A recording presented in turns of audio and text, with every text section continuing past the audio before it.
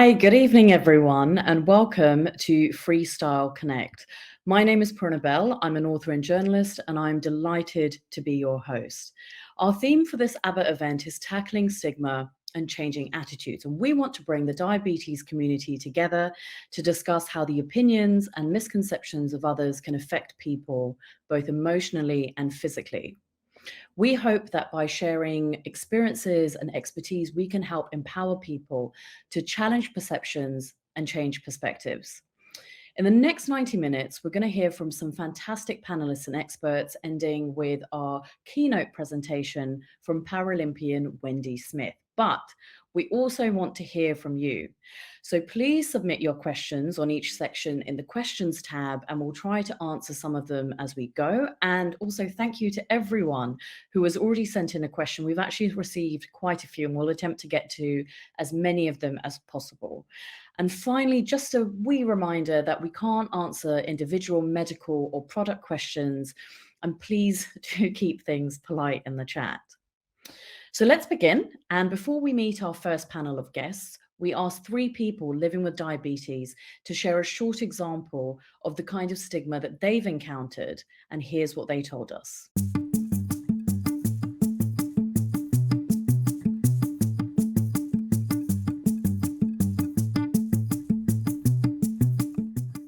The behaviour that I experienced with regards to stigma around diabetes was that I was in a staff room and I was at work having a break because I just had a hypo and my blood sugar was low, so I was eating something sweet. And one of the staff members asked me if I should be eating that. And that made me feel judged by the staff member, embarrassed because there were other members of staff there, and I felt misunderstood. And I'm sure every other diabetic has been asked that question before too. And I think this behaviour could be improved by basic understanding around diabetes. And I went on to explain that my blood sugar was low, so I needed something sweet. Shortly after being diagnosed with diabetes, I was on site running a software training course. At lunchtime on the first day, I asked if anybody minded if I injected. Nobody said anything, so I spun my chair around and took the shot. That evening, I got a phone call from my boss who said a number of people have been uncomfortable and would I mind in future going to the toilets to do it, which is what I did the next day. The incident, though, made me quite angry because I felt nobody was considering the fact that I was attempting to manage a long-term condition I'd have for the rest of my life. I believe the real solution is education for people to treat those with long-term medical conditions with compassion and respect.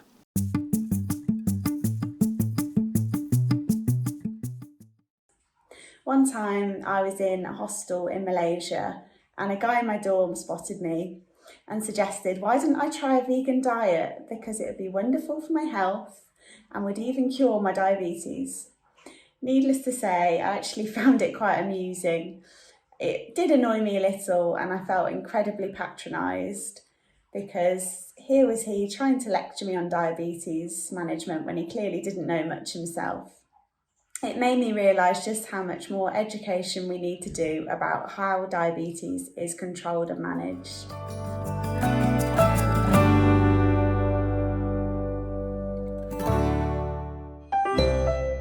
Thank you so much to Elise, Mark, and Laura for agreeing to share their experiences. And we're now actually going to start with our first panel and get them to introduce themselves. So Jasmine and Daniel, if you could just do your introductions, I would then be delighted to introduce Professor Deborah Christie. Hi, everyone. I'm Jasmine, also known as Jazz.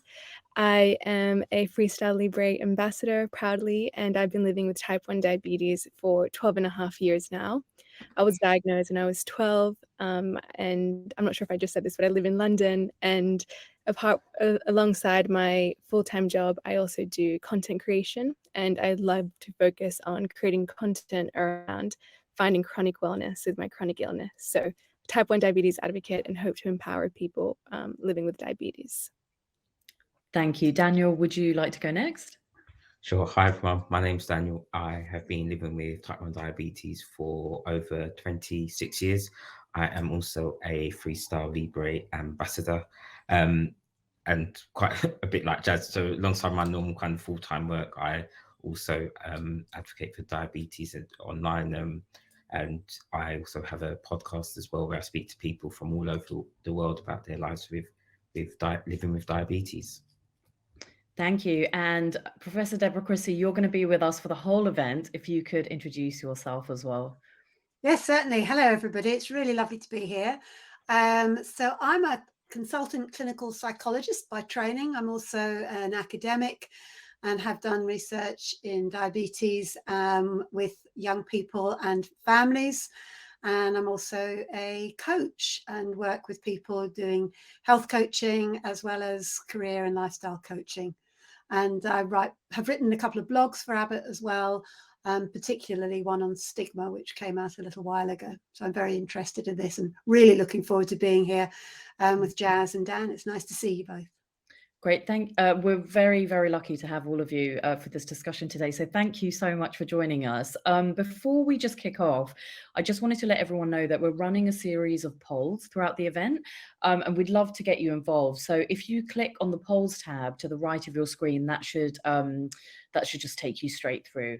So Jazz and Dan, I just wanted to ask you, I just wanted to start with you two first, if that's okay. I know it's such a tough thing to kind of like summarize or to sort of pin down to any one thing, but it would be great to know what your experience has been in terms of stigma. And it could either be if there are particular things that stand out to you, or if there are sort of particular themes or commonalities, that you may have heard, like, or topics, let's say, that you've heard comments around from time to time. And Jazz, I'll start with you if that's all right. Of course. Wow. So living with diabetes and stigma for me, as I've gotten older and as I've lived longer with diabetes, the more I've noticed it and the more I've realized it affects people living with diabetes. When I was younger, I think my first memory of stigma, I was at a dance class, and it was my first time trialing that dance studio. And I was in the dance class having fun, but I could feel myself going lower and lower. And I was like, oh my gosh, I need to go have some jelly beans. But I didn't really want to tell anyone. I didn't want to interrupt the dance class. I didn't know anyone yet. So I just snuck off to the corner and had some jelly beans. And the way the whole dance class looked at me, even the way the teacher looked at me and kind of like reprimanded me for eating during the class. And I just felt so misunderstood, and also felt very like you just feel this embarrassment and the shame around needing to treat your diabetes, but people not understanding. So that was such a pivotal moment for me, because I realized the people around me know why I'm doing what I'm doing, and people who understand my condition see what I'm doing and don't think anything of it. They know it's a treatment I have to do. But for people who don't understand diabetes, it's very natural for them to be judgmental about it. So as I've gotten older, even though it's very frustrating to see stigma, like in people around you or in society and the media, I try to tackle it through a perspective of, well, it's not necessarily their fault they don't know about diabetes, but hopefully I can take that as an opportunity to spread awareness. And if one person, if someone who's thinking something or saying something that they type of misinformation, it doesn't make it, it's not their fault that they don't know better. So if I can just use that moment and turn it around and hopefully educate in a good way, that can affect and spread awareness that we have less stigma, because it's definitely a challenging thing to experience.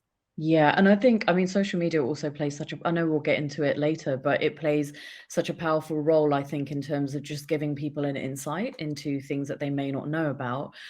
Dan, I just wanted to ask you as well, do you have anything that you'd like to sort of, I'm sure you do, that you'd like to say about the topic? Yeah, so as I mentioned, I've been living with type 1 diabetes for over 26 years. So during that time, gone through my teenage years, navigating the education system, and then going to university, and then going into the workplace as well. So I think going, particularly my teenage years, that I really struggled with just managing and accepting type 1 diabetes. And that I relate to the stigma of being different and being conscious of the fact that I had a medical condition that I felt made me different. But then also we'll probably talk about this later, but I internalized that stigma as well. And so it wasn't really until the point till I got to my mid to late 20s, where I'd accepted type 1 diabetes and not internalized that stigma, that I was able to fully advocate for myself. So I've had experience in the workplace where the stigma has been real, and I've faced different comments, and then outside of the work, in family settings when it comes to conversations around food, and then having to deal with the stigma there, and just in general where people just come with their preconceived ideas of what diabetes is, what type of diabetes you may have, what it may be, and so yeah, then it's about also challenging that as well.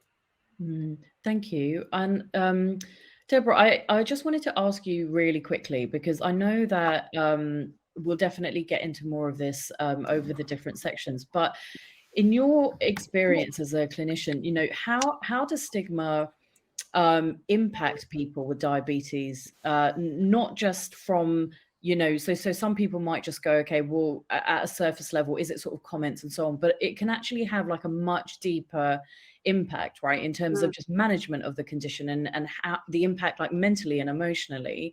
I was wondering if you could just talk a little bit about that. Yeah, certainly. So stigma, there's different kinds of stigma.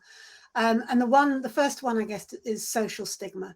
And that's from the outside. And it's driven by ignorance or lack of knowledge.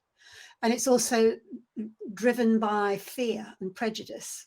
So those are the two things that drive it. And what they do, those two things, is they push people to see other people as different. And it could be on the basis of how you look, it could be your gender, or it could be something like having a condition that might be invisible in some ways, but visible in others. And so diabetes is one of those tricky things, because it's not, you know, you can't look like a diabetic. I mean, that's a crazy thing, because nobody looks like one, but there will be things that you have to do that identify you as living with the condition. And those things make you stand out as different. And people that don't understand it are scared. Stigma comes from being scared, really. It comes from people being scared by something that they don't understand. What happens then, and Dan explained that really well, that the individual who is being stigmatized then takes that inside. And what that then creates are feelings of shame or feelings of guilt, feelings of frustration, feelings of sadness. All of those things start then to impact on how you look after yourself. So particularly, I think, with adolescents, one thing adolescents want to be is completely the same as everybody else, whilst being completely different at exactly the same time. That's quite tricky. That is quite tricky. But what happens with diabetes is it pushes you into being different in a way that you don't want to be. You don't want to be that kind of different. You want to be different in a different kind of way. And so what happens is, if a teenager is ashamed or feeling guilty or embarrassed about their diabetes, it means that they stop looking after themselves very often. That's one of the most common things with internalized stigma. So kids will, you know, they'll forget to do their insulin. They'll forget to do their blood sugar testing. Sometimes they'll do it deliberately, but there's something more often just about switching off, not being able to bear it. It's just too much. It's too much on top of all the other things that they want to do. There's stigma also. I mean, stigma comes from all sorts of different places. And I think that's really important. It's not just from strangers. There's not just stigma from strangers. There's stigma from people who should know better. There's stigma from friends. There's stigma from within families as well. And that's often driven by different cultural or religious beliefs, different attitudes about illness and well-being. And then it also can happen within healthcare communities. So our medical teams can end up stigmatizing the very people that they're working with.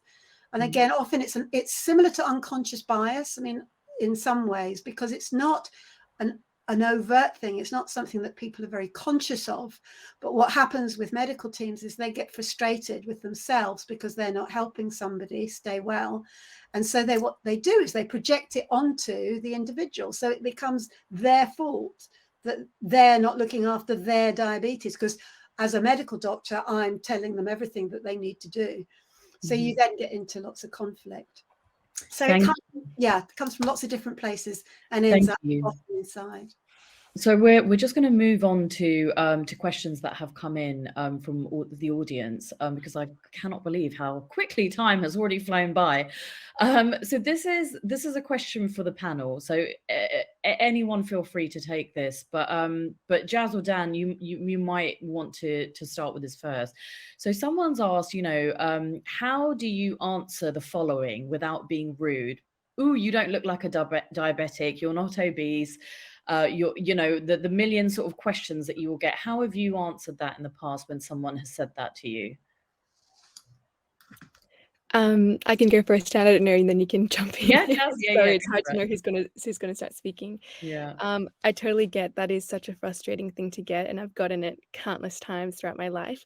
One thing I always like to say is, I think Deborah mentioned this firstly, that there's no look to diabetes, and diabetes doesn't have a shape, a size, there's no one face to diabetes, and people of all ages, all races, all genders, all ethnicities, everything can get diabetes. And I also really try to remind people that there's many different types. And type 1 diabetes is an autoimmune disease, it's a chronic illness. So it can happen to anyone at any age. And I just really like to remind people, or almost like question back, like, what do you think a diabetic is supposed to look like? Give them a bit of, challenge it a little bit and challenge that perspective, because that is just completely rooted in stereotypes. So if you can get to that root and remind them there's no look, that's quite helpful. Mm-hmm. Thank you. Deborah, a question has come in specifically for you, which is can you give me a polite response to the question, is her diabetes well controlled, well managed? And this person is talking about her daughter who has diabetes, and saying, as when people say that, as if it's, her fault that her daughter has hypos or hypers. Well, it's always good to take a deep breath before you answer. And I think the answer is diabetes is a really tricky thing. It plays lots of tricks on us. It plays tricks, and it's particularly tricky at different ages. So so what you're doing is you start to externalize the diabetes. So you stop talking about diabetes as if it's the whole person. You talk about it as if it's something outside and external. And you talk about how it's diabetes that's playing the tricks. Diabetes can really drive us all crazy at times. Diabetes gets into the family and spoils things for us at times. But we all work together to make sure that we don't let it trip us up. And we all work together to make sure that we can just all carry on having the best life that we can. But thanks for asking that question. A question has come through about being more open with about your diabetes with work colleagues. And this person has said, how can I be more open about it with work colleagues when experiencing high or low levels, or just living with the effects of type 1? Yeah, that's a really good question, and something that I struggled with earlier on in my career. And quite ironically, I work in HR. So, but for me, it's about kind of you as an individual as well, and actually having that ownership of your diabetes and being proactive in having that conversation. And I know it might sound cliche, but I'm coming from the point where I didn't tell anyone. I told the colleague who sat next to me, and that was it. And it was, if I have a hypo, you might see me drink a drink, and that was it. To now I tell everyone I live with type 1 diabetes, and it is really about having the ownership. And if you are concerned, then initially I would say definitely speak to your line manager and speak to those in your team who are working with you, because also from a safety point of view, they also need to be aware, just in case you are, say, worst case scenario, you have a hypo and something happens and then they go to give you insulin or something. People just need to be aware of what's going on. But what you will find is that maybe with that openness, there will be the questions, and it's the opportunity to educate people, to teach them about diabetes, and to have that ownership of the condition and own it in the workplace as well. And it's always an opportunity to spread, to educate more people. But again, I don't know if you have a HR team in your organization, you can also speak to HR team if you need to. I would just say be proactive in having that conversation in the workplace. Mm-hmm. Thank you. And I think that you've all just contributed a lot, that just whether it's like, sort of practical things that you can do or more mental things to kind of work through. And so we've covered that really nicely. I've got maybe possibly time for a couple of questions, but I think it's like we might have time just for one, which I'd love all of you to be able to answer. And maybe Jazz, starting with you, which is, how can I be more positive about having diabetes when I've experienced stigma? That's a good one. Something that's helped me is remembering that most of the time stigma is external to me. And there's many, many things that I can't control. Being diagnosed with diabetes is completely out of my control. But I always like to remind myself, what do I do have control over? And that most of the time is my mindset and my approach to feeling positive about my diabetes. And someone who doesn't know me at all, who has no sense of what it's like to live with diabetes, shouldn't have the power over me to make me feel negative about something that they don't understand at all. And it's very normal to, especially if it's someone close to you or if it's something you get repetitively, of course, it's normal and natural to feel disheartened by that and frustrated by that. But at the end of the day, I know what I experience every day. I know the challenges I overcome every day. And I know that it's up to me, the challenges with diabetes are always going to exist, but whether I coexist with them or fight them every day and I'm at tension with myself every day, like that's also on me. So I think being positive with diabetes, especially when there's stigmas and stereotypes and challenges, it's not necessarily easy. It's sometimes even the harder route to go down. And it's not linear, but at the end of the day, it's what benefits me. So I will benefit from that. And at the end of the day, my health, my happiness with type 1 is more important than what some random person thinks about my diabetes. And hopefully by doing that, they will ultimately be more educated and aware of what it's like to live with type 1. Thank you. We have just unfortunately only got a couple of minutes left to go. So Dan and Deborah, I don't know if you can rattle through it really quickly, if possible. I can. So for me, partly in terms of that is also I would also add, feel the emotions as well. So if you are feeling, if you do feel that the negativity, then it's okay to feel that way, because as Deborah kind of said already, that when we hear something, we can feel it. But actually, is it true? Is what that person is saying, is it true? And then when you realize actually, no, it's not true, and take time to really think about what you do when you are living with diabetes, you're doing the work of an organ in your body. That is a lot of work that you're doing. So yeah, I would say just ask yourself, is it true? Work through those emotions, and then there's the positivity around it, and just remember you're doing a really good job. I don't think I could give a better answer than Jack. It was a beautiful answer. They said everything. Brilliant. Thank you so much, Jazz and Dan. Thank you for your time and your insight. And so we're going to now move on to a key issue in life with diabetes and the potential stigma that people might face. It is also one of our sort of most popular topics, and that's food.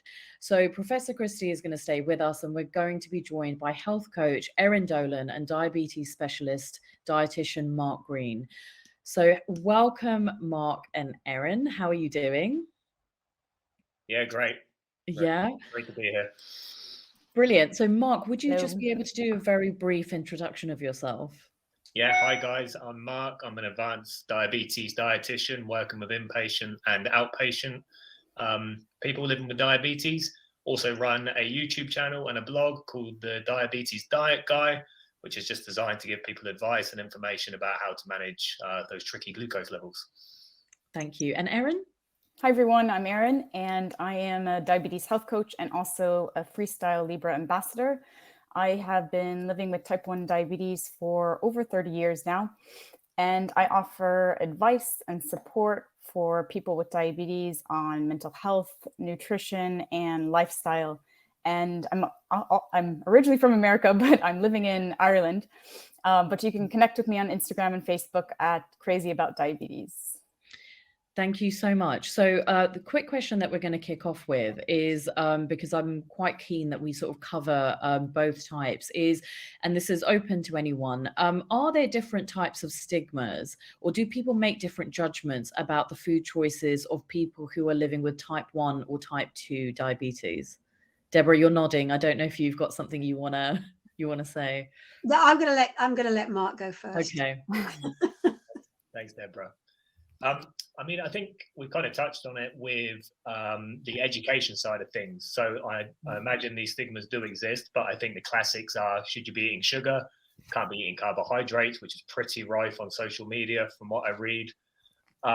So I think there's definitely similarities, but as people start to understand the condition slightly, particularly in healthcare, I think there's definitely arguably a bigger stigma to type 2 diabetes.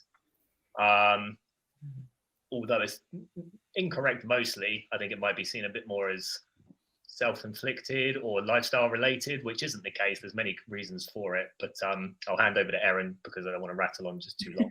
Thank you. Yeah, definitely those misconceptions about, you know, it's maybe it's caused by eating too much sugar, or you can't eat any sugar. But I often find too that sometimes people group diabetes together. So maybe when you tell somebody that you are diabetic and you're eating something, they may just say, oh, well, you shouldn't be eating that.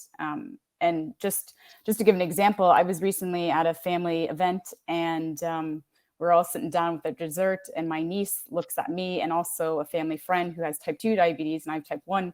And she said, oh, well, you shouldn't be eating that. So, you know, it just goes to show you that some people just don't understand the differences in the diabetes and the treatments and how many different types there are. Thank you.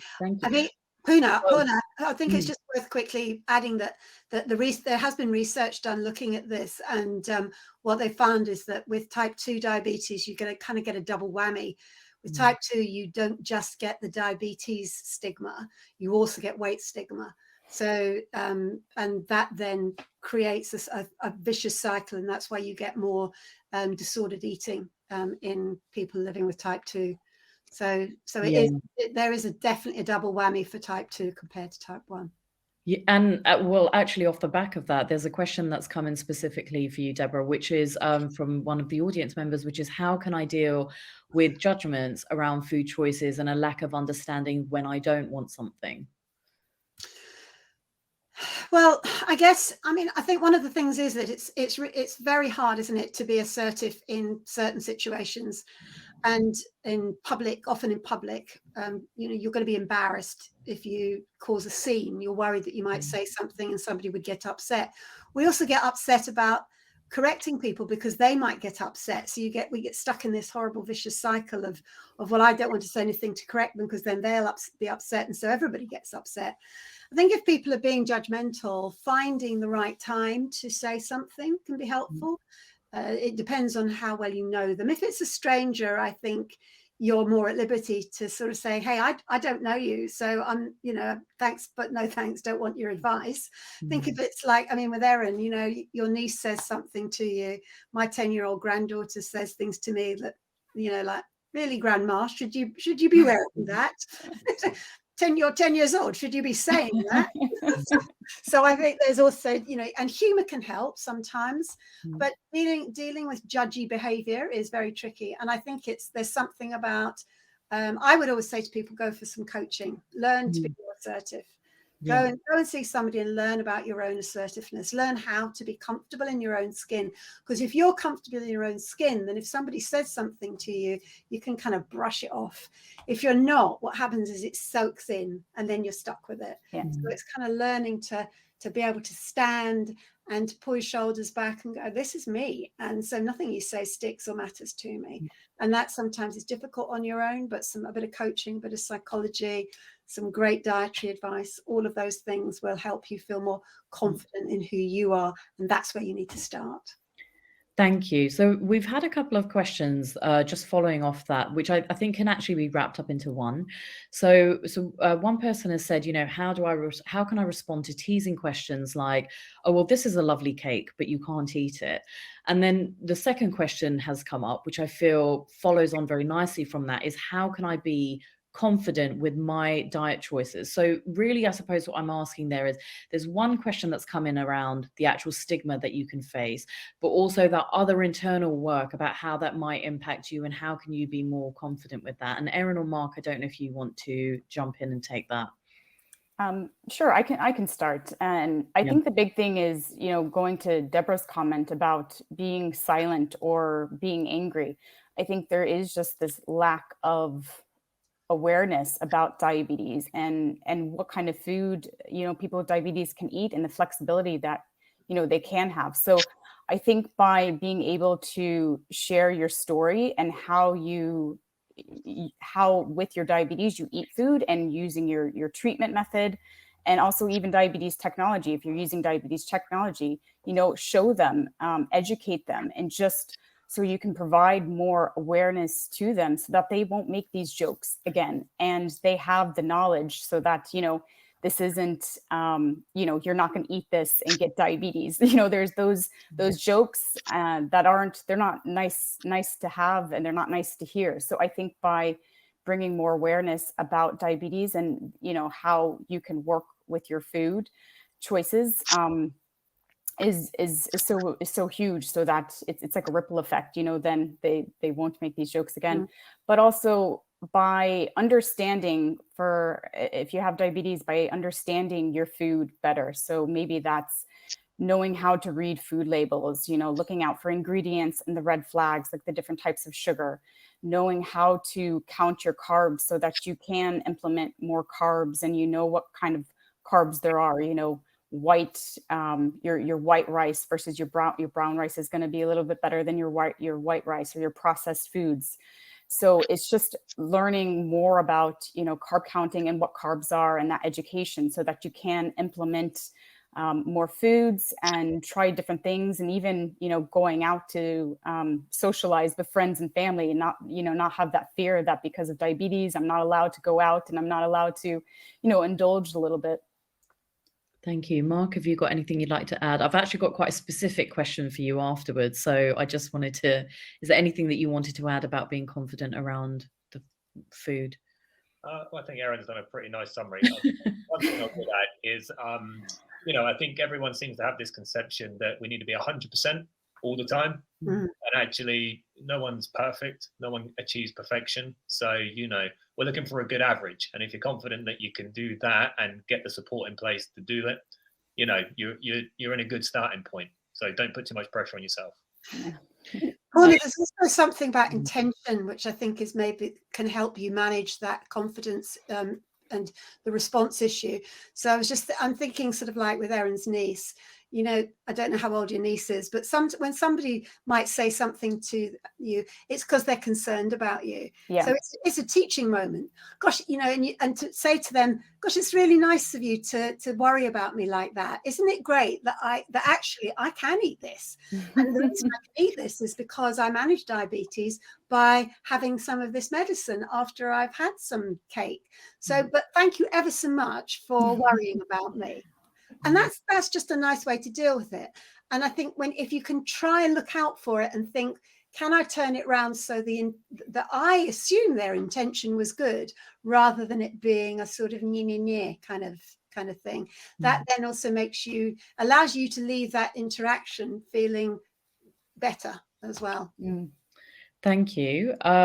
Mark, a question has come in about how do I manage type 1 with being celiac? I'm finding it really hard with being gluten-free. God, well, I can sympathize with this individual, because if it's not already enough to think about with type 1, then you have to add on the gluten-free on top of it, which some people do have to deal with. I think in terms of managing both, with regards to the type 1, the celiac, the non-gluten products are still carbohydrates. So in terms of managing the type 1, it's the same principles. If you're carb counting, then we need to count the carbs and then use your ratios with your insulin to then match the insulin to the carbohydrate. But that principle doesn't change. But I do appreciate that it's another consideration with the celiac. If you're really struggling, I'd encourage you to work really closely with your diabetes team. If you don't have a diabetes team, reach out to the GP and see if you can get referred to more specialist input, because it's the sort of thing that does require someone just to sit there and work with you one-to-one, as opposed to general advice, unfortunately. Thank you.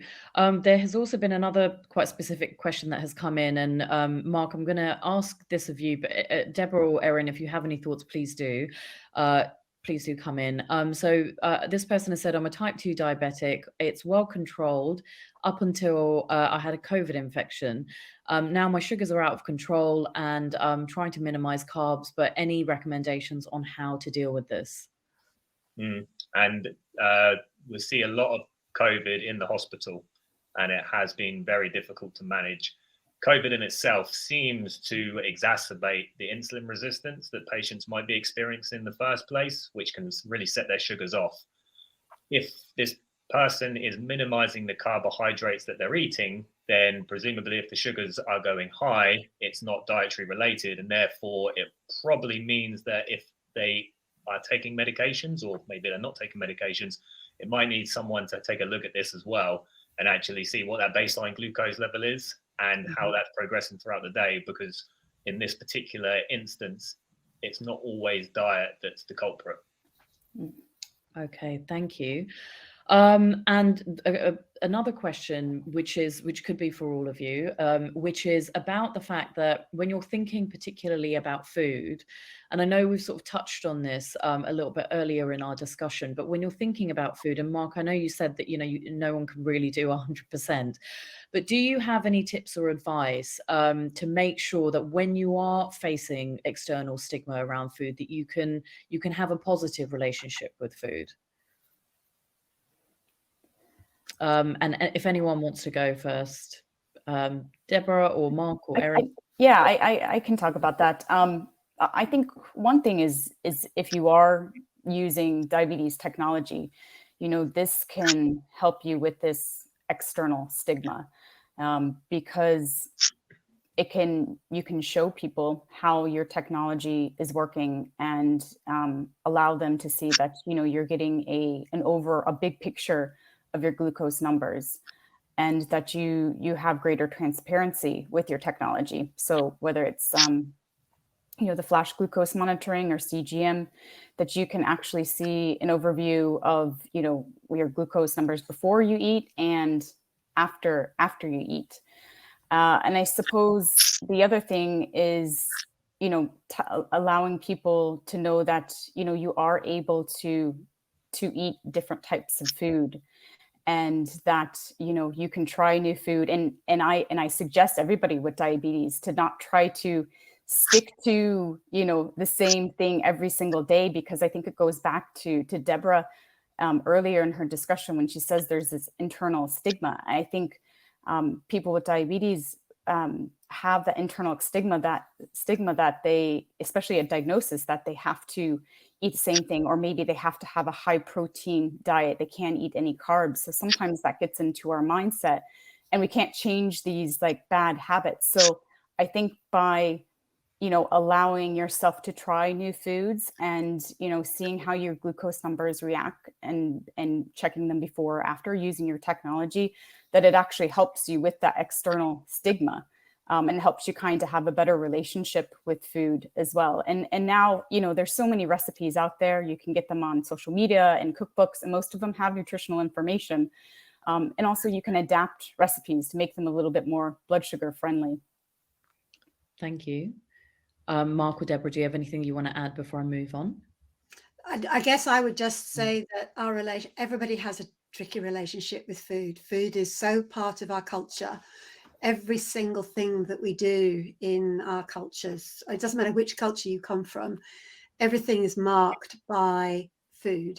And whether it's a christening or a Christmas or a Diwali or an Eid festival or anything, it doesn't matter what it is.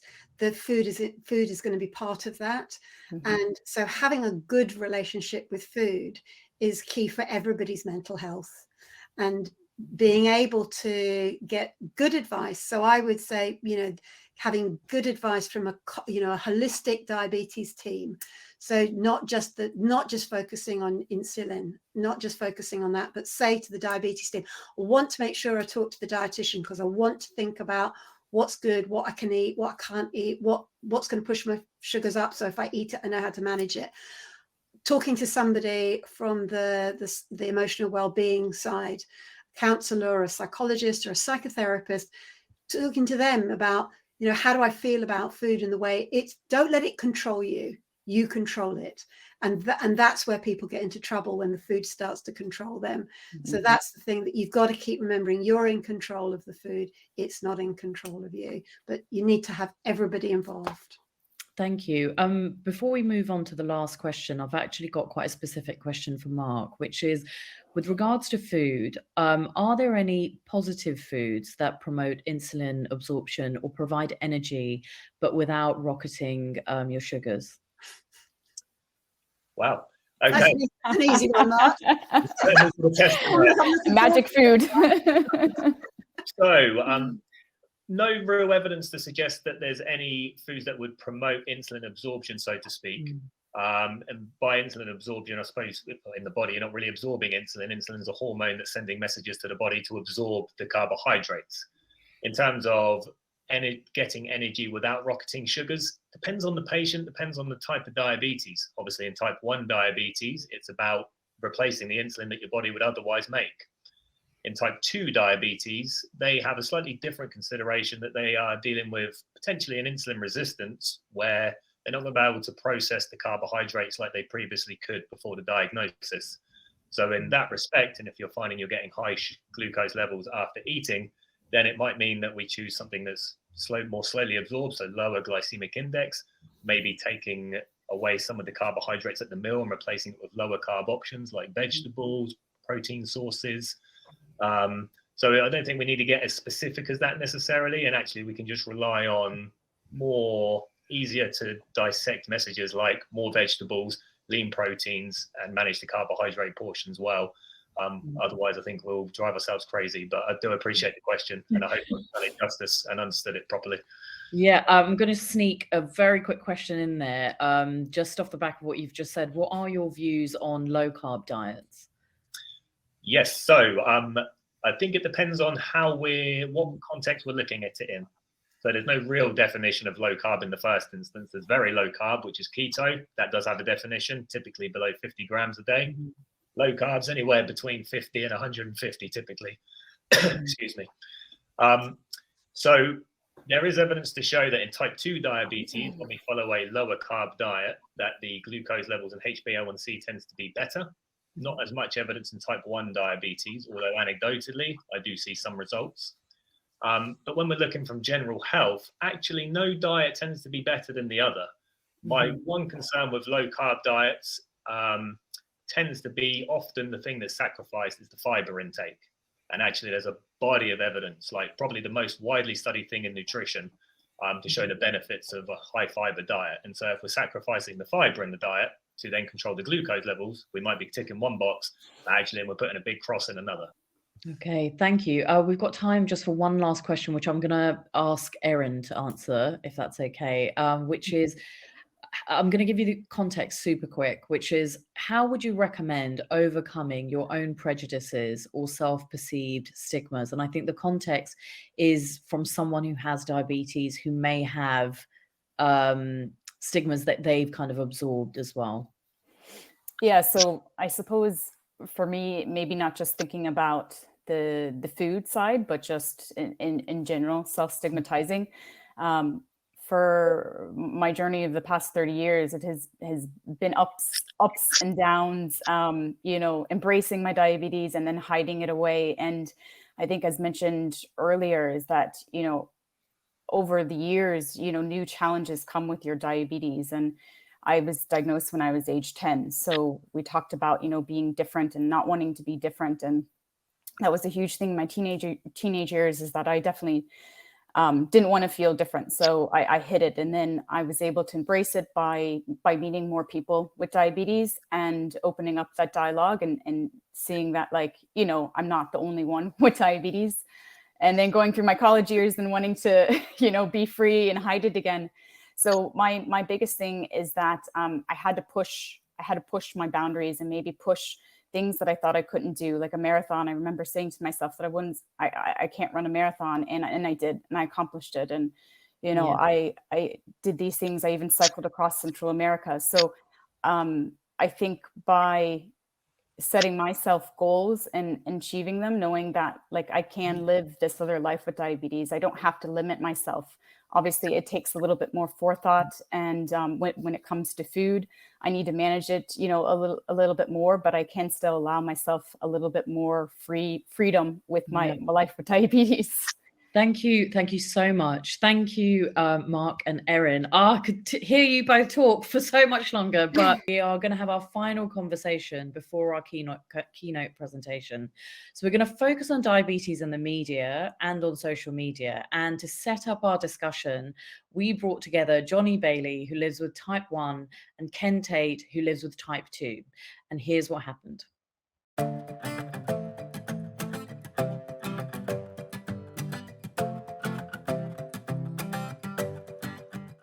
Hello, I'm Johnny. I'm a type 1 diabetic and I've been diagnosed for nearly 2 years now. Hi, my name is Ken. I've been a type 2 since 1999, which is 23 years ago.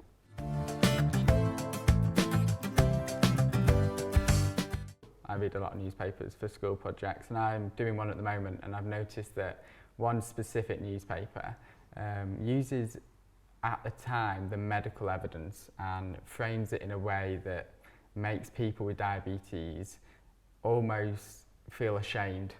Similar to you with the online community rather than anything else that got me more annoyed or angry and frustrated. And you're right, it does shame. And that shame can actually cause much more problems with the diabetes and the guilt as well. It really burns into you. We should never be shamed because it's never our fault. It doesn't matter what type of diabetes you have. I get more upset about comments from people without diabetes who don't understand it maybe, such as my friends and family who are close to me. I get a lot more hurt by comments that could be abrasive and that are said by them. Sometimes you see comments by people who are just, trying to be funny, and what they say is actually hurtful. I tend to agree, because why do you need the flack in a sense? But there again, are we not being part of the problem with not confronting the misinformation that's coming at us? I find that there's something similar in a sense. That, what people usually say to us with type 2 is, oh, you have the easy diabetes, do you? And I say, no, all diabetes is hard. It doesn't matter which way it works. But what gets me more than anything else is other people with diabetes coming back at you, especially people with type 1 coming back at type 2s, saying, oh, you definitely got the easy one. You don't have to worry about your blood sugars and everything else. Well, afraid we do, otherwise we will get very ill. Sometimes go on, and sometimes I don't, because the reason being, if I don't, is that I think you'd probably get too much more flack coming back. Other times I will be sometimes the devil's advocate to try and move the discussion on in a different way. You have to confront it in a non-argumentative way. You've just got to state the facts rather than argue the facts. As long as it's on my platform, I feel comfortable enough to say, this is actually, the case, exactly. It's not this, and you don't leave room for discussion, really, I think. We all live with diabetes. We all understand what it's like to have diabetes. I think sometimes it's important for type 1s to understand that some type 2s are on insulin as well. I think that we just need to come together as a community rather than compete as a community. People with type 2 generally do is hide because of that shame. So I try to be much more vocal in a sense, for people with type 2. I'm probably much more on Twitter and Facebook. I mean, TikTok's great for your generation. How can we use it for my generation and the ones in between, shall we say? I know that sort of cross-platforming is really getting quite big, and I know that on my biggest TikTok video, I think it had over 50 million views, and obviously a lot of that is just the general public. And I noticed that on Instagram I had people messaging me and saying, your TikTok's here, but it's not you uploading it. And I saw that video get across the platforms, and then I noticed on things like Facebook, it was sort of the older generations that were watching this video and understanding just how far, diabetes tech had come. And so I think it's just a case of keep going until you get that hit. And for me, the hit came, and I noticed that it reached, many generations of people. To me, advocacy, which is about speaking up about your diabetes, it doesn't matter what type, and I try to encompass all types of diabetes in it. It gives you that feeling of being able to be much more in control of how you manage your diabetes, so that you can actually speak to healthcare professionals and other people on a more one-to-one basis rather than being patient-doctor. Because if you can't advocate for yourself, then you're going to just be relying on other people to manage your diabetes. I went to college and I'd spoken up about diabetes, and I'd said basically what my form of diabetes was, what it meant for me. And then in the first week, the friends I met, some of them had actually already seen the videos, and they were saying, oh, my sister's a fan, they love your videos, I know all about this. And so I only had to say it once.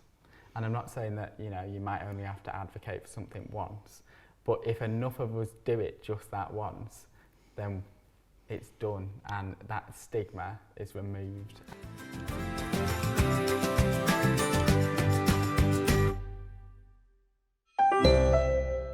Thank you so much to Ken, and I'm delighted to say that Johnny now joins us live to join our discussion, and we can also welcome Adrian Long. Hello. Adrian, would you mind by introducing yourself and just telling us a little bit about yourself? Yeah, hello, good evening. My name's Adrian Long. I'm 65 years old, retired school teacher, retired about 5 years ago.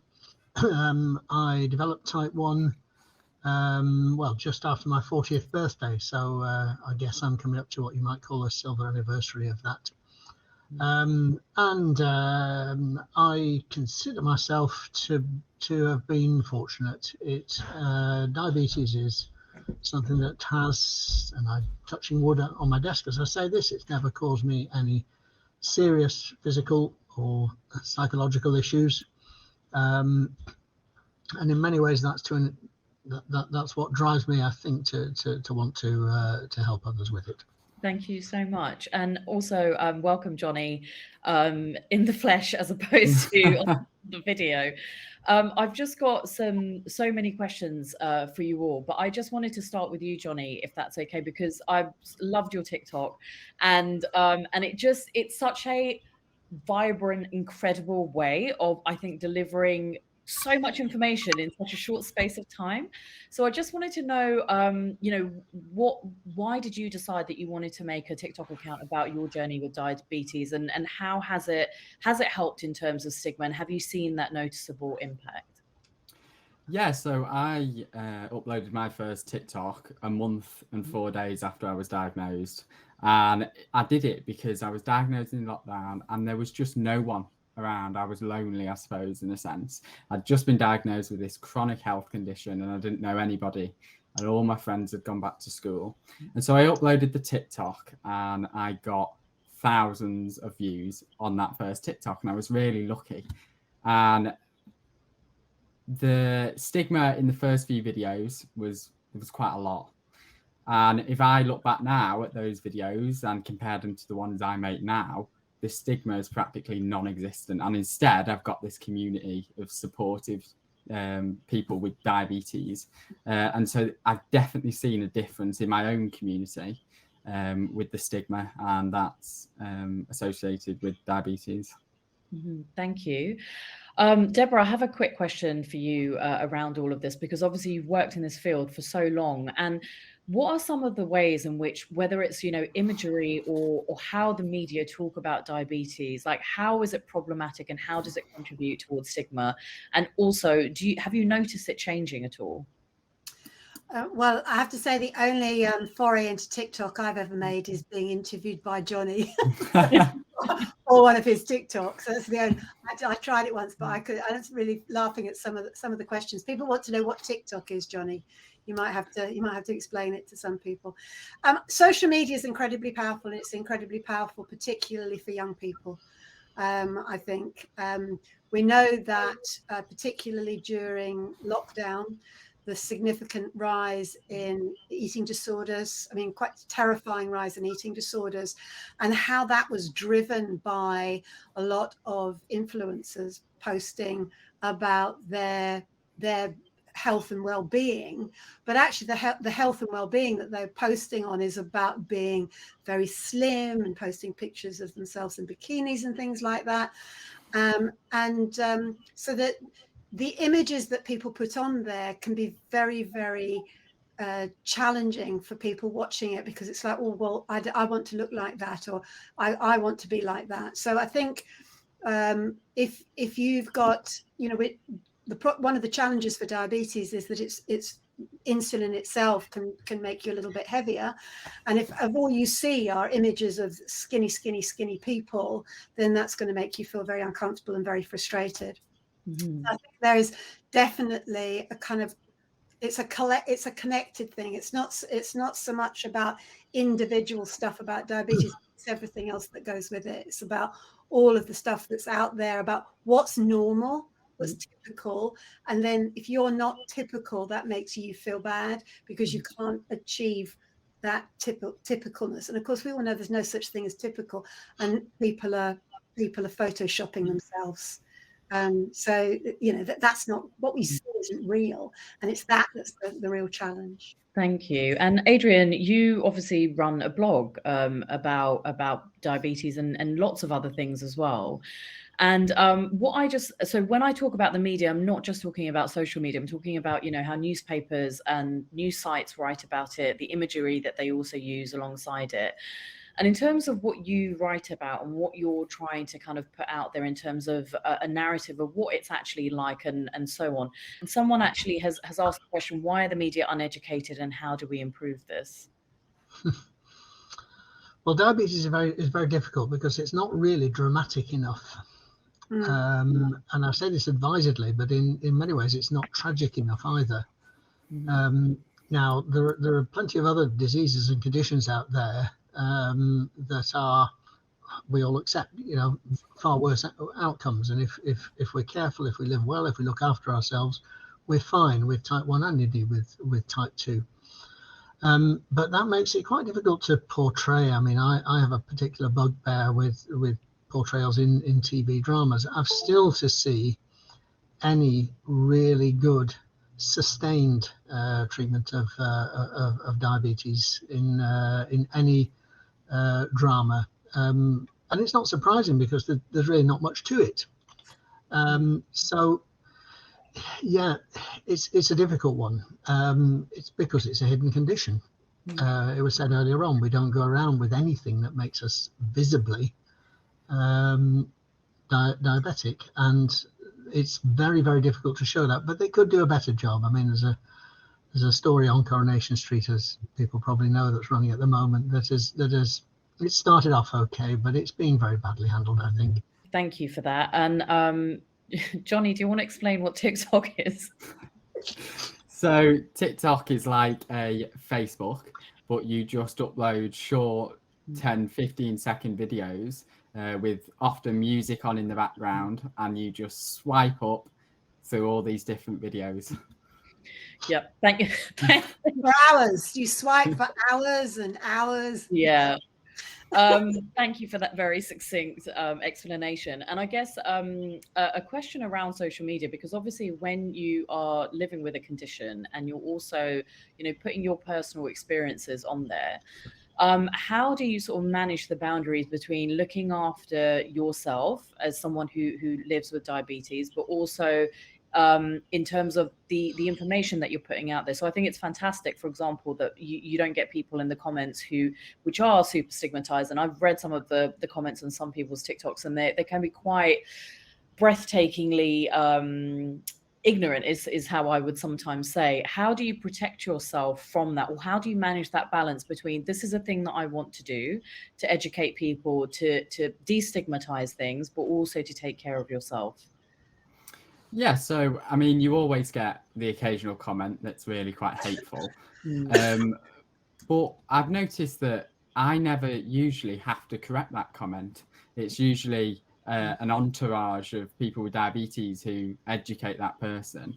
And I had a comment the other day, and I was smiling and changing my sensor, and someone said, why are you smiling? You have diabetes, stop it. And it wasn't me that had to reply to that. It was a deluge of people saying, we have diabetes. Yes, we're proud of it. That's why he's smiling. You need to smile more. And so I often just go for it. And then when you do get that 1 in 100 comments that is hateful or hurtful, it's often the community that I've built, I suppose, on TikTok that resolve that comment and educate. Thank you. And Adrian, over your time blogging about diabetes, has there been any sort of particular area that you've noticed you feel quite strongly about in terms of destigmatizing, or something that is a passion point for you that you feel is important to address? Well, yes, but I mean, I'm blessed with a fairly even temperament, so nothing really gets me down about it. But I return a little bit to what I gave in my previous answer, that I come back time and again to people's failure to realize just the sheer relentlessness of it. There's a post for me in my head at the moment, because I'm coming up to 25 years with diabetes. And I'm also a cat lover. And it's one of the things people always say is cats are very good at hiding their symptoms. Well, I think in the main, people with diabetes are pretty good at it as well. We may not be trying, but we just can't help it, because most of the time it isn't visible. People just forget you've got it. And that happens to me time and time again. I was at an event just this past weekend, just helping clear up, shifting some tables, and a guy offered to help me, and he shifted one table, and he said, this is going to play havoc with my diabetes. And I sort of gave a slightly quizzical look, because I thought, how does shifting tables play havoc? He lives with type 2, I have type 1. I didn't like to say anything, and so I was just a cat. I just kept quiet. And maybe I'm a bit too good about that. But yeah, the one thing that gets me down is a failure to realize the absolute relentlessness of it. The fact it's there, I said somewhere recently, literally the first and last thing you do every day, and I've done that for 25 years, is what's my blood sugar, and it's loads easier now because we can just look at a monitor and see it, but it's still quite a thing that is affecting literally everything you do through the day, every decision that you make through the day. So yeah, relentlessness is my key word, I think. Thank you. Deborah, we've had a question that has come in asking, is there any research into the benefits of using first-person language in reducing stigma? Yeah, it's the difference between person first and identity first. So just to explain that, so identity first is a diabetic person. So and person first is a person living with diabetes, or a person with diabetes. There are lots of different conditions that have different preferences. So people with autism prefer to be called autistic people. They prefer to use, they prefer identity first language. They feel that using person first, person with autism, is stigmatizing. I've always, as a clinician over the years, when I've worked with children and with families, we've always talked with young people about them being somebody who's living with diabetes. And the reason we've done that is because we don't want the kids to think that all they are is a diabetic. And so from my perspective, that's how I've always referred to people. And a lot of the programs that we ran with the young people, they've come up and said to us, doing this kind of group work and everything makes me realize that diabetes is just a part of me. It's not everything about me. Now, I think the most important thing, it's about personal preference. It's like pronouns, really. It's how you choose to identify yourself rather than it being put upon you. So, and for me, as somebody who doesn't have diabetes, I feel it's a better way for me to talk to somebody, to say to them, you know, when I'm working with you, I think of you as being somebody who's living with diabetes. How does it feel? What's that like to be a person living with diabetes? And I think most of the research at the moment is pulling towards that, so that person first identity. But there are still people who actually say, no, actually, I'm diabetic and I'm proud. So I would always say it's about, how do you self-identify? How do you want to be called? What works for you? What makes you feel best? And try it, you know, and try it out maybe. And again, I think that's the media issue is an interesting one, because when the media, and I agree with Adrian, diabetes isn't sexy for the media unless it's all going horribly wrong. You know, somebody who is living with diabetes, who's managing incredibly well, is really a bit boring. You know, there's nothing to say. They just get on with their life. Whereas somebody who's in a complete mess, you know, and not doing well, that's interesting. And that would make an interesting storyline. They have a hypo and then they have to get taken off. You know, then you get all very excited about it. And that's part of the problem. Yeah. So it comes back down to that. And that's why I think social media can be an incredibly positive force for good. Great role models out there showing young people that you can do anything you like. If you happen to have diabetes, you can still live your life exactly the way you want to live it. And you can also make phenomenal 50 million, Johnny. Good God. 52. I got 10 likes once on one of my posts. I've actually, I've got a question for Johnny, which Deborah touched on this in a different section of the discussion that we're having today, which is someone's written in to say diabetes is a challenge for teenagers who want to be like their friends and fit in. Do you have any advice, Johnny? Yeah, so I think fitting in, there are always going to be contexts where your diabetes is not going to fit in. And that's just, I suppose, one of the downsides of having diabetes. And I suppose I could put it into a bit of context. As a 17-year-old, there are times where I am not in the best position to manage my injections and my blood sugars. And so I think the best thing teenagers can do if they have diabetes is to just inform their friends of the processes and tell them what needs to happen, what they, you know, should be doing. Because in contexts where you aren't in the best place to be looking after your diabetes, you know, that's what friends are for. They're there to help you. And all my friends know exactly what to do. And so they help me when I can't manage my diabetes, you know, to the best of my ability. And I think that's the best thing you can do, is to just make sure your friends around you know, so that they, if needed, can help out. Lovely, thank you. So this is a question for everyone in the panel. Adrian, I'm going to start with you first.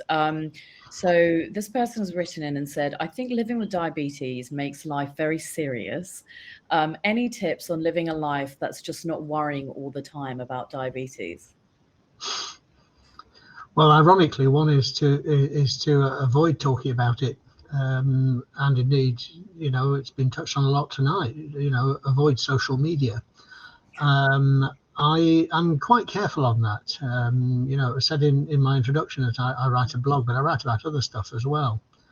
I have loads of friends with type 1, all of them made through the online diabetes community.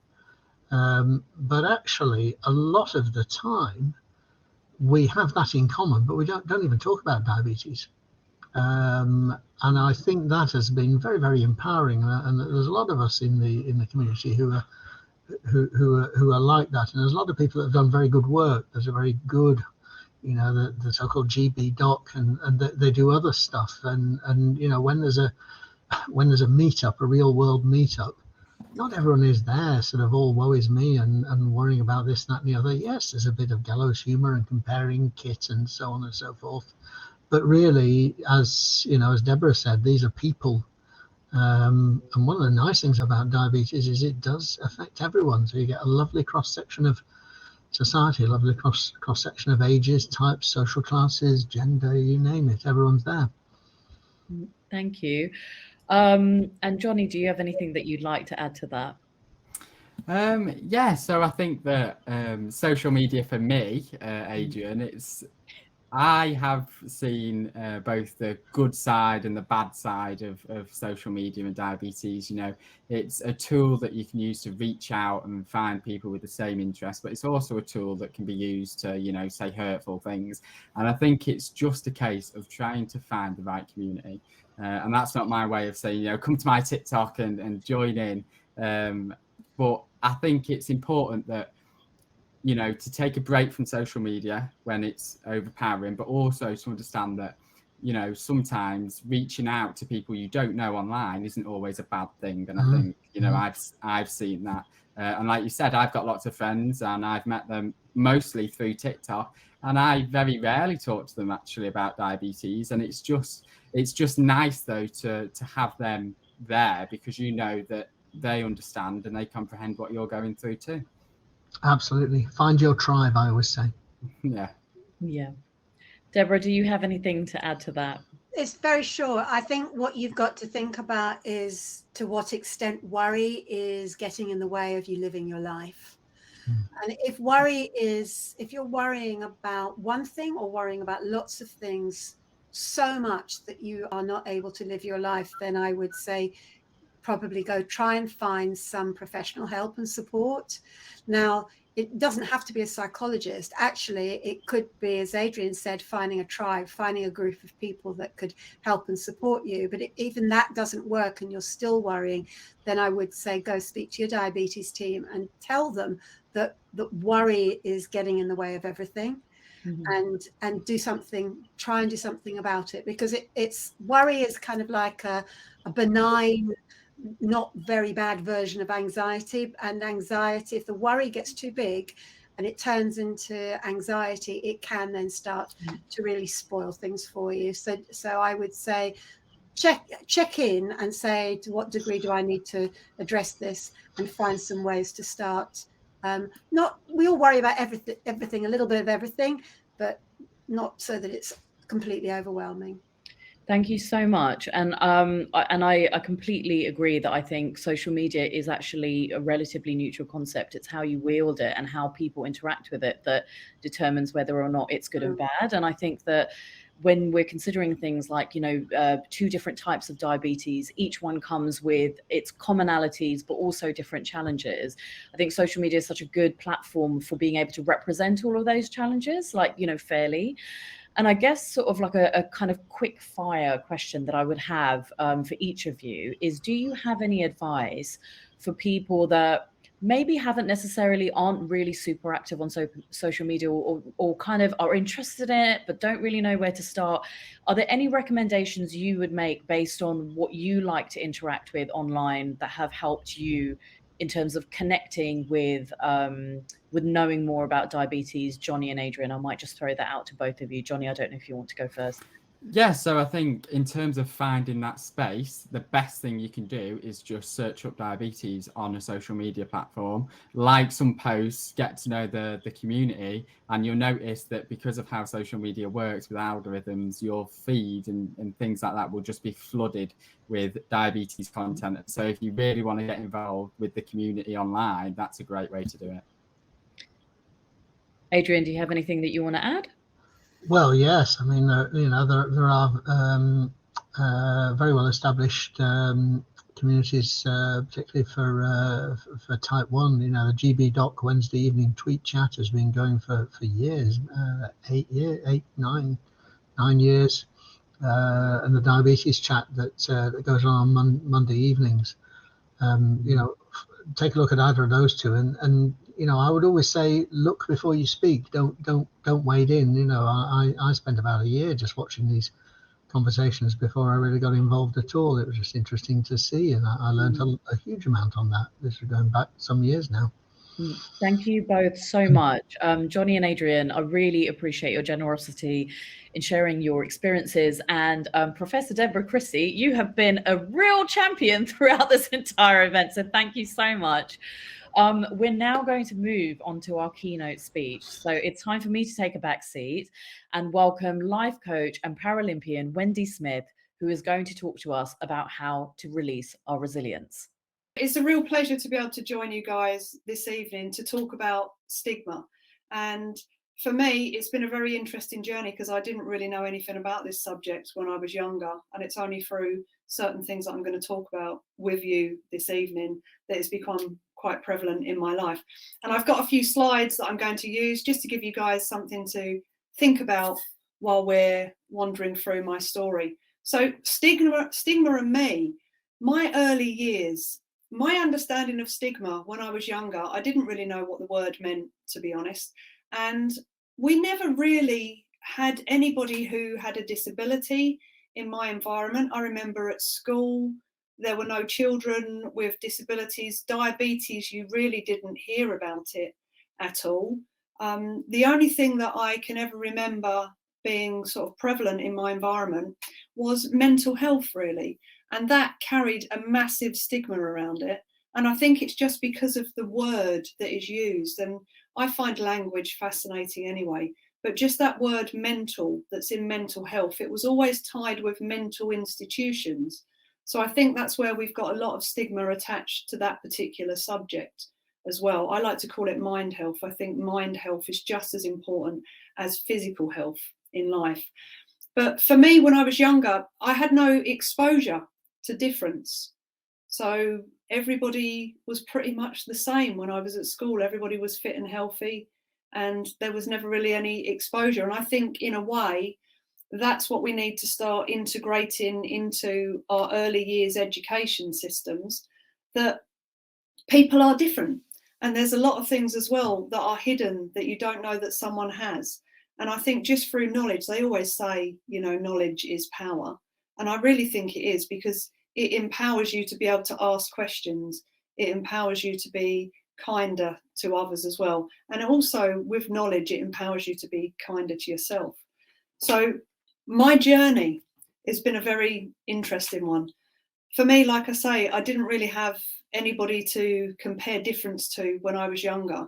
And I didn't know I had stigma and that other people really did as well, because I grew up in an environment, I grew up in a public house. So as far as my mum and dad were concerned, everybody's money is the same colour, everybody stands on the same level, no one is above you in society. It was very much everything was an even keel.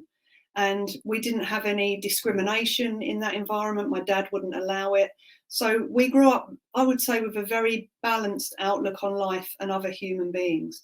It was only when I actually became disabled myself that I suddenly found myself in a world where all of a sudden people were looking at me, because I'd been fully able-bodied until 17 years old, and then following a spinal injury where I became paralysed from the chest down. When I came out of hospital, I was having to use a wheelchair. And I remember going into the town with my sister in a wheelchair, and literally after 20 minutes, I said to her, "You're going to have to take me home." And she said, "Why do you want to go home? We've only just come out." I said, "Because everybody is looking at me, Helen." And she said, "Don't be so silly. No one's looking at you." And then I said to her, "When, you know, when we're going down here now, just pay attention to what people are doing when I'm pushing along." And for me, it was just every face. It felt like, it probably wasn't, but it felt like every face I was going past was just staring at me. And they weren't staring at me with a smile on their face, or they weren't asking me questions. It was like literally a blank stare. And it just felt like everyone was thinking. This is a massive assumption as well. I was assuming what they were thinking, that they were thinking, you know, what's wrong with her? There's something different about her. There's something not normal about her. And I suddenly felt within myself a feeling that I'd never had before in my life, which was that now I'm different, and that there was something wrong with that. It was really interesting. I felt some sort of shame around not being the same as everybody else, or suddenly being different to how I was. And I found it really, really hard to deal with. I honestly did. So I remember my sister saying to me, you know, don't be so silly, just smile at people. But I couldn't even find myself being able to smile at people because it just seemed like it was every single person that was coming past me. And I found it a great challenge. And because I didn't really know anybody else who was in the same boat as me as well, it was very hard to talk to my family and friends about it. It was as if they just couldn't really understand because they still viewed me as the Wendy prior to the accident. So they really couldn't see or get into what I call my map of reality and feel what I was feeling in those environments. They would just say to me a lot of the time, you know, don't be so silly. There's nothing wrong. It's fine. Just get on. But that really didn't help me on the inside. I started developing a lot of self-confidence issues. I didn't want to go out a lot, especially if I was on my own. So I found myself staying in more and sometimes retracting myself from society because of it. And then I got to a certain point, I think it was sport actually. It was when I became a wheelchair basketball player and ended up in the Great Britain women's team. I was with people who were in a similar boat to me, sort of 4 or 5 days a week. And for me, it allowed me to feel some sense of normality, and it built back some confidence within me as well. I always think sport in any sense is a great confidence giver. And it helped me as well stop explaining to people. I felt like I had to explain my life away to people, why I was like what I was. And it was at that point that I started expanding back into myself in a sense and being able to deal with, you know, the change in body, deal with the way people were viewing me. And with that confidence then came the ability to be able to talk to other people about it as well. So also what I realised was I had stigma around disabilities as well, which I didn't realise. So I moved into a bungalow in the village that I live in now, and behind me were some bungalows that had scope patients in, and they're cerebral palsy, but extreme versions of cerebral palsy. And I remember one day, and this was quite shocking to me because I did not realise I had any judgment around disability whatsoever until I was stood in my kitchen one day, and one of the patients came around in his wheelchair and he pushed onto my driveway. And he couldn't speak, he could just make noise. And he started shouting and waving his arms about at me. And I remember thinking, oh, what do I do? Oh no. And I remember dropping down to the floor on my knees and crawling out of the kitchen, literally thinking, I can't cope with this, I don't know what to do. And my partner at the time said to me, what on earth are you doing? And I said, there's someone on the driveway in a wheelchair just shouting at me. He said, do you not think you should go out there and talk to him? And it was at that point, it sort of snapped me out of it. And I realised, like, wow, you know, I have stigma attached to other disabilities as well. And what do I do about it? And the reason I had it was because I had no knowledge of it. And sometimes when we have no knowledge of something, it scares us in a way. So I remember going outside and talking to the guy. One of his carers came round and explained to me what all his hand movements meant and all of his sounds. And he became a really, really good friend. And that was through just learning about something different, learning about someone different. So overcoming yourself is really an important part if you're going to get your confidence back and remove the stigmas around whatever, I'm going to say different ability it is, because I don't consider any of them disabilities, they're just different abilities. And I always say the power to change is always within you. Leading by example, showing others how to be in situations and around other people who have these hidden factors that no one sees. I have a friend who's type 1 diabetic, and when he got all of his new kit, he has all the buzzers and the beepers and the bits that inject the insulin. And what I found with him was every time we went out and someone looked at him, he would introduce himself as a type 1 diabetic. He felt like he had to reason why he had all these things on him. And I remember saying to him one day, do you realise that you introduce yourself? You don't say like, hi, my name is. You go, oh, I'm a type 1 diabetic. And it's like, that's not who you are. Do you know what I mean? You're a beautiful human being. who has as much value as everybody else. So try to take away that, not dispel it and dismiss it as if you don't have it, but it's not who you are, it's a part of you. So when you can change that, you can change everything around you. So I think that some of it, the power comes from, number one, being kind to yourself. You know, really be kind to yourself. It doesn't make you any different to anybody else. It just means that you have different challenges in life. The power of your inner voice is so important as well. Whatever you're telling yourself on the inside, you're going to see the results of on the outside. So just be kinder to yourself. There's nothing wrong with you, and there's no shame for having any of these, whether it's a physical disability like mine, whether it's mind health, or whether it's diabetes, or whether it's MS or fibromyalgia, or any of these things. There's no shame in it. It's just part of your human makeup at the time. So I would say celebrate it and appreciate it and educate others. I do like to talk about, you know, the different aspects of the disability for me. So if I have small children, normally this is the one that gets me because I walk with a walking stick. So when I'm going into a supermarket, a parent might be coming out with a child, and the child will be pointing and staring and going, Mum, why has that lady got a stick? And the parents always go, oh no, stop that, don't point, don't stare, it's rude. And I always say it's not rude, let them ask a question. Because it's that mentality, it's that old mentality of don't ask the questions, let's push it under the carpet, let's ignore it, you know. That's what's got us into the place of having stigma, and then people developing limiting self-beliefs around themselves. So for all of us, if we want to move forwards in any way, shape or form, we have to start on the inside and just be the change. You've heard this, be the change you want to see. You are the change. Educate others.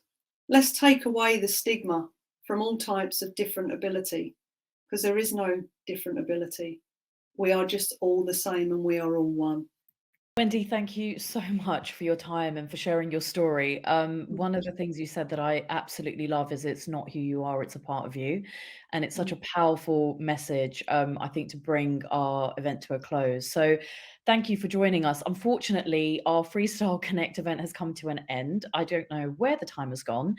Thank you to all of our contributors and our experts who joined us live, and all of the videos that we shared. And also, thank you to everyone in our audience for your participation and your enthusiasm. You really, you make these events what they are. And we hope you've enjoyed it. We've hoped that you've learned something to help you as you try and live your best lives with diabetes, as hopefully you found some resonance in what people have been saying as well. So see you next time.